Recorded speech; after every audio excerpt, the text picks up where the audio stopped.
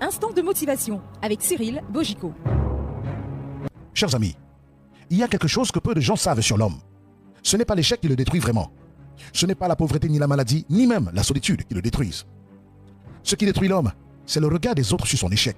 C'est l'idée que les gens autour de lui, sa famille, ses amis, ses collègues, sa femme, vont le voir tomber, vont voir qu'il n'a pas réussi, vont découvrir que derrière l'homme fort qu'il a toujours montré, il y a des fissures. Cette peur-là a un nom, la honte. Et pour l'éviter, un homme est capable d'aller très loin, mais alors très très loin, parfois trop loin, parfois jusqu'à se détruire lui-même. Parce que son honneur, il tient à le défendre, sauf que c'est une bonne valeur qui devient un piège dangereux. L'honneur en soi est quelque chose de positif. C'est ce qui pousse un homme à tenir ses promesses, à se lever le matin quand il n'en a plus la force, à assumer ses responsabilités même quand on l'invite à abandonner. C'est une valeur noble, et les hommes qui en ont sont des hommes sur qui on peut compter. Mais il y a une version de l'honneur qui ne construit plus et qui détruit. C'est quand l'honneur devient uniquement une question d'apparence. Quand ce qui compte n'est plus d'être réellement quelqu'un de bien, mais de paraître quelqu'un qui va bien, à tout prix. Voilà ce que ça donne concrètement. Un homme dont les affaires vont mal va emprunter de l'argent à droite, à gauche, plutôt que d'admettre sa situation. Parce qu'admettre que les choses ne vont pas, c'est perdre la face. Un homme qui est au bord du gouffre va continuer à sourire, à payer des tournées dans les bars, à parler de ses projets, parce que montrer sa vraie situation lui semble pire que la situation elle-même. Un homme qui a besoin d'aide va refuser toute aide, parce que demander dans sa tête, c'est reconnaître qu'il est faible. Ne pas perdre la face. Ces 4 mots, qui semblent si anodins, ont causé des dégâts considérables dans la vie de beaucoup d'hommes. Parce qu'ils poussent à mentir, à soi-même d'abord, aux autres ensuite. Parce qu'ils interdisent de chercher des solutions, parce qu'ils empêchent la guérison. Un problème qu'on cache ne disparaît pas. Il grossit et il pourrit. Dans la vie d'un homme, vient un moment où ça ne tient plus. L'affaire s'effondre. L'argent manque vraiment. Les projets sur lesquels il avait tout misé ne fonctionnent pas. La situation lui échappe malgré tous ses efforts. Alors que fait-il à ce moment-là? Que fait-il? Il ne pleure pas. On ne lui a pas appris à pleurer. Il ne téléphone pas à un ami pour parler. Ce n'est pas dans ses habitudes. Il ne consulte pas un professionnel. L'idée ne lui vient même pas vraiment à la tête. Alors il cherche autre chose. Il cherche un endroit, une activité, quelque chose qui va lui permettre de souffler, de ne plus penser, de ne plus ressentir ce poids pendant quelques heures. Et ces endroits-là, ils ont souvent des noms qu'on connaît très très bien. Il y a les jeux, les paris sportifs, les jeux de hasard, les mises qui s'accumulent. Ce que l'homme cherche là-dedans, ce n'est pas vraiment de l'argent. C'est la sensation que tout peut basculer en sa faveur, que la chance peut réparer ce que le travail n'a pas réussi à construire, que demain matin peut-être tout ira mieux. C'est une illusion. Mais dans le moment, cette illusion fait du bien. Oui, ça lui fait du bien. Ensuite, il y a l'alcool. L'alcool. Un verre pour décompresser, puis 2, puis c'est devenu une habitude. L'alcool ralentit les pensées qui tournent en boucle. Il donne l'impression que le problème est moins lourd, moins urgent, moins réel, pendant quelques heures. Puis le lendemain, le problème est toujours là. Et en plus, il y a la gueule de bois. Maintenant, parlons des conquêtes féminines. Oui, les conquêtes féminines. C'est le refuge le moins bien compris parce qu'il a l'apparence d'une victoire. Un homme qui multiplie les aventures amoureuses de l'extérieur semble quelqu'un qui va bien, quelqu'un de séduisant, quelqu'un de libre et en confiance. Mais regardez de plus près. Cet homme ne cherche pas réellement le plaisir. Il cherche une confirmation. Il cherche quelqu'un qui le regarde avec admiration et lui dise, sans forcément le formuler, tu as de la valeur. Tu as de la valeur. Tu es quelqu'un. Tu comptes. Parce que dans sa vie quotidienne, en ce moment, il n'entend plus ce message nulle part. Ni au travail où les choses vont mal, ni à la maison où le regard de sa femme lui semble chargé de déception, ni dans sa propre tête qui ne lui dit que ce qu'il n'a pas réussi.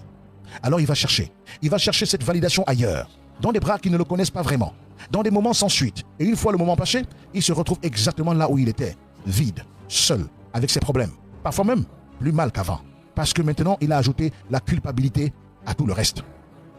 Ces 3 refuges, le jeu, l'alcool, les aventures sans lendemain ont un point commun. Ils ne règlent rien. Ils font oublier pendant quelques heures et ils rendent la situation plus catastrophique après. Ce ne sont pas des solutions, ce sont des fuites. Et les fuites finissent toujours par un mur. L'homme qui s'y perd n'est pas un mauvais homme. C'est un homme qui souffre et qui n'a pas trouvé d'autre chemin. Et ce n'est pas la même chose. Ce n'est pas la même chose.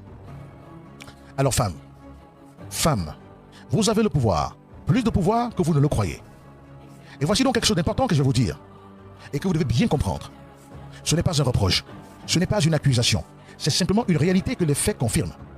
La femme qui partage la vie d'un homme est l'une des influences les plus importantes de sa vie. Elle peut l'élever, elle peut l'écraser. Pas parce qu'elle a ce pouvoir de façon délibérée, mais parce que l'homme la regarde comme un miroir. Il lit dans ses yeux une partie de ce qu'il pense de lui-même. Concrètement, voilà ce que ça veut dire. Un homme à qui sa femme dit régulièrement, verbalement ou par son attitude, qu'il ne fait pas assez, qu'il n'est pas à la hauteur, qu'il est décevant comparé à d'autres, cet homme va progressivement se fermer. Il va faire le minimum. Il va se décourager. Non pas parce qu'il est faible, mais parce qu'à force de se sentir insuffisant chez lui, il ne voit plus l'intérêt de faire des efforts. Et parfois, il va aller chercher ailleurs le regard bienveillant qui lui manque. Pas forcément parce qu'il ne vous aime plus, mais parce qu'il a besoin de se sentir bien quelque part. Et si ce n'est pas à la maison, il le cherchera ailleurs. Valorisez votre homme pour ce qu'il fait, pas seulement pour ce qu'il ne fait pas encore. Reconnaissez l'effort avant le résultat. Encouragez avant de critiquer. Ce n'est pas de la faiblesse de sa part d'avoir besoin de ça, c'est de l'humanité. Parce qu'en fait, mesdames, ce qu'il attend vraiment de vous, c'est 3 choses. Oui, 3 choses. Les besoins fondamentaux d'un homme dans son foyer ne sont pas compliqués. Ils se résument souvent à 3 choses. La paix. La paix. Parce qu'il passe ses journées à gérer les problèmes, à gérer des tensions, à gérer des pressions de toutes sortes. Quand il rentre à la maison, il a besoin que ce soit un endroit où il peut souffler, pas un endroit où les conflits recommencent. Un homme qui rentre chez lui et trouve la paix repart le lendemain avec une énergie différente. Deuxième chose, le respect. Le respect. Pas une admiration aveugle, juste la façon dont on lui parle, devant ses enfants, devant la famille, devant les amis. Un homme qu'on respecte se redresse. Un homme qu'on humilie régulièrement finit par chercher sa dignité ailleurs. Enfin, la loyauté. La loyauté. La loyauté. Savoir que sa femme est dans son camp, qu'elle joue avec lui et pas contre lui. Quoi qu'il arrive, elle est son allié, pas sa juge. Que même quand il se trompe, elle lui dira des choses bien, des choses avec bienveillance plutôt qu'avec mépris. Ces 3 choses ne coûtent rien, mais elles changent tout. Mesdames, voici quelque chose que beaucoup de femmes ont observé sans toujours l'analyser. Un homme qui quitte une relation où il était constamment dévalorisé, critiqué, comparé, et qui rencontre ensuite une femme qui le regarde autrement, qui croit en lui, qui lui offre la paix et le respect, cet homme se transforme, parfois de façon spectaculaire. Ce n'est pas la nouvelle femme qui l'a créé, non, ce n'est pas la nouvelle femme qui l'a créé. C'est elle qui a créé les conditions dans lesquelles il pouvait enfin s'exprimer pleinement. Le potentiel était là depuis le début, il attendait juste le bon moment, le bon terrain pour pousser. Il ne sort pas de cette relation comme un lionceau timide. Il en sort comme un lion, avec une force, une clarté et une énergie que même ses proches n'auraient pas cru possible. Ce n'était pas l'homme qui manquait, c'était l'environnement. Vous devez le savoir. Un homme que vous croyez perdu n'est parfois qu'un homme mal entouré. Et un homme bien entouré peut surprendre tout le monde, à commencer par lui-même. Et nous touchons à une blessure que des millions de personnes portent en silence depuis l'enfance. Cette blessure n'a laissé aucune cicatrice visible, mais elle a marqué profondément leur enfance et leur confiance en eux. Je parle des comparaisons entre frères et sœurs. Regarde ton frère, lui au moins il réussit. Pourquoi tu ne peux pas être comme ta sœur? Lui c'est l'intelligent de la famille, toi c'est le paresseux. Ces phrases, beaucoup d'entre nous les ont déjà entendues. Certains les entendent encore aujourd'hui à 40 ou à 50 ans. Pourquoi ces comparaisons font-elles autant de dégâts et comment s'en libérer? Pour en parler, je suis avec elle, Marie-Agnès.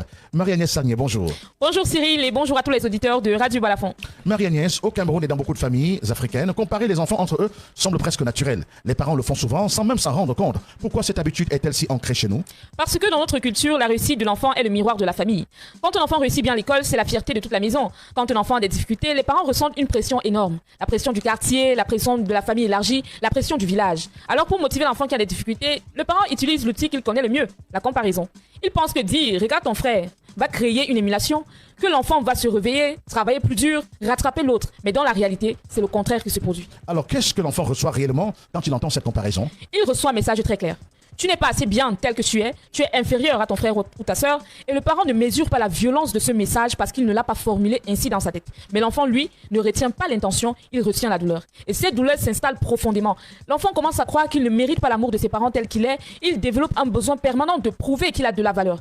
Ou alors, il abandonne complètement en se disant, de toute façon, quoi que je fasse, je ne serai jamais assez bien. Chez nous en Afrique et dans le contexte camerounais de nos sociétés, il y a souvent des rôles distribués très tôt dans la famille. L'intelligent, le sportif, le difficile, le gentil. Alors ces étiquettes, ça coule à la peau, n'est-ce pas? Et elle définit ses enfants pour le reste de sa vie, si personne ne les remet en question. Au Cameroun, dans les grandes familles, chaque enfant a son étiquette. Celui-là, c'est le sérieux. Celle-là, c'est la belle. L'autre ici, c'est le complice du quartier. Et l'enfant grandit en se conformant à cette image. Il y a même l'autre qu'on appelle chef de quartier. Voilà. Mais là, le problème, c'est... Est-ce que dans ta famille, il n'y a pas un chef de quartier? Il y a toujours un chef de quartier. C'est-à-dire que quand l'enfant sort, la mère dit, alors chef de quartier. Ou alors quand on cherche un renseignement au quartier, on dit, allez le voir. Chef de quartier, c'est lui. Il y a le qu'on appelle mon commandant. Aïe, ça vous dit que quoi? La mère appelle son enfant mon commandant. Parce que celui-là, il donne toujours les autres. Voilà. Et quand il marche, il y a toujours une troupe d'enfants derrière lui, on l'appelle mon commandant. Il commande tous les autres. C'est ça. L'autre, c'est chef de quartier. Il connaît tout ce qui se passe au quartier. Alors justement, l'enfant grandit avec. C'est ça. Et là, le problème, c'est que l'enfant, étiqueté comme le moins bon, arrête de se battre. Pourquoi essayer si dans la famille le rôle du brillant est déjà pris? Ils développent une forme de résignation qui peut durer des décennies. J'ai vu des adultes de 40 ans qui pleurent encore en racontant comment leur mère préférait leur frère aîné. Aïe, c'est toujours ça. Mais les comparaisons créent-elles aussi des conflits entre les frères et sœurs à long terme? Toujours, et c'est peut-être le dégât le plus grave. Quand un parent compare régulièrement deux enfants, il installe une rivalité qui n'existait pas au départ. Les frères et sœurs ne se voient plus comme des alliés, mais comme des concurrents. Celui qui est valorisé développe parfois un sentiment de supériorité sur les autres. Celui qui est rabaissé développe de la jalousie ou même de la rancœur. Au Cameroun, combien de familles sont divisées après le décès des parents? On croit que c'est une histoire d'héritage ou de terrain, mais si on creuse, on trouve des blessures d'enfance, des années de comparaison, de préférence, de sentiments d'injustice qui explosent le jour où les parents ne sont plus là pour maintenir l'équilibre. Est-ce que les parents sont toujours conscients du mal qu'ils font aux enfants en faisant ça? Parce que lorsqu'ils choisissent leur préféré, et que par ricochet, c'est celui qui n'était pas préféré qui finit par réussir, eh bien, il a de la revanche. C'est ça. Et lorsque celui-là n'a pas réussi finalement, et que le préféré a réussi à la mort des parents, ils ont les mêmes droits. Là commencent les problèmes. Maintenant qu'ils ne sont plus là, on verra qui est qui. C'est ça. On essaie de nuire à l'autre. On a souvent vu ça. Mais est-ce que les parents vraiment sont-ils toujours conscients du mal qu'ils font? Rarement. La plupart du temps, le parent pense sincèrement qu'il motive son enfant. Il reproduit ce que ses propres parents faisaient avec lui. Dans beaucoup de familles camerounaises, la comparaison est un outil éducatif transmis de génération en génération. On ne questionne pas cette méthode parce qu'elle a toujours existé. Et puis, il y a la pression sociale. Quand un parent rencontre un voisin dont l'enfant vient de réussir à un concours, il rentre à la maison frustré et décharge cette frustration sur son propre enfant. Le fils du voisin a eu le bac et toi, tu es là à traîner. Ce n'est même plus une comparaison entre frères. C'est le quartier entier qui entre dans la maison. Alors, quelles sont les conséquences à long terme chez l'adulte qui a grandi avec ces comparaisons? Elles sont nombreuses et profondes. Le manque de confiance en soi d'abord. L'adulte doute en permanence de ses capacités, même quand il réussit. Il a toujours l'impression que ce n'est pas assez. Ensuite, la difficulté à accepter les compliments. Quand on te dit bravo, tu penses immédiatement que la personne exagère ou qu'elle va bientôt découvrir que tu ne méritais pas. Et puis, il y a le besoin compulsif de performance. Certains deviennent des bourreaux de travail, non pas par passion, mais pour prouver qu'ils valent quelque chose. Ils courent après une validation que leurs parents ne leur a jamais donnée. Alors, comment guérir de ces blessures quand on est adulte? La première étape, c'est de reconnaître la blessure. Beaucoup de gens minimisent ce qu'ils ont vécu en disant « tout le monde a vécu ça, c'est pas grave ». Si, c'est grave. Ce n'est pas parce que tout le monde a été blessé que la blessure n'existe pas. Ensuite, il faut séparer la voix du parent de sa propre vérité. Ce que ton père ou ta mère a dit de toi n'est pas ce que tu es. C'est leur perception, influencée par leurs propres histoires, leurs frustrations, leurs peurs. Toi, tu es bien plus que cette étiquette. Et enfin, si vous êtes parent aujourd'hui, brisez le cycle. Chaque enfant a son rythme, ses talents, sa voix. Comparer, c'est nier cette singularité. Encourager chaque enfant pour ce qu'il est, pas pour ce que son frère ou sa sœur fait mieux que lui. Un dernier message pour ceux qui portent encore cette blessure en eux. Vous n'êtes pas le moins bon de la famille. Vous êtes quelqu'un qui a grandi dans un système où on l'a mal regardé. Votre valeur ne dépend pas de ce que vos parents ont dit de vous quand vous aviez 10 ans. Elle dépend de ce que vous décidez de faire de votre vie aujourd'hui. Il n'est jamais trop tard pour se reconstruire. Il n'est jamais trop tard pour se reconstruire. Chers auditeurs, merci. Merci à toi, Marie-Agnès. C'est avec plaisir. Alors, si vous avez grandi en étant comparé, sachez que cette blessure ne vous définit pas. Et si vous êtes parent, souvenez-vous de ceci. Chaque enfant est un arbre différent. Le manguier ne donnera jamais les oranges. Cela ne fait pas de lui un arbre sans valeur. Il donne des mangues et c'est magnifique. Arrêtons de comparer, de mesurer nos enfants les uns aux autres. Chacun porte en lui quelque chose d'unique. Notre rôle, c'est de l'aider à le découvrir, pas de l'écraser sous la réussite d'un autre. C'était Parlons Vrai sur Radio Balafon. À très bientôt pour un nouveau sujet.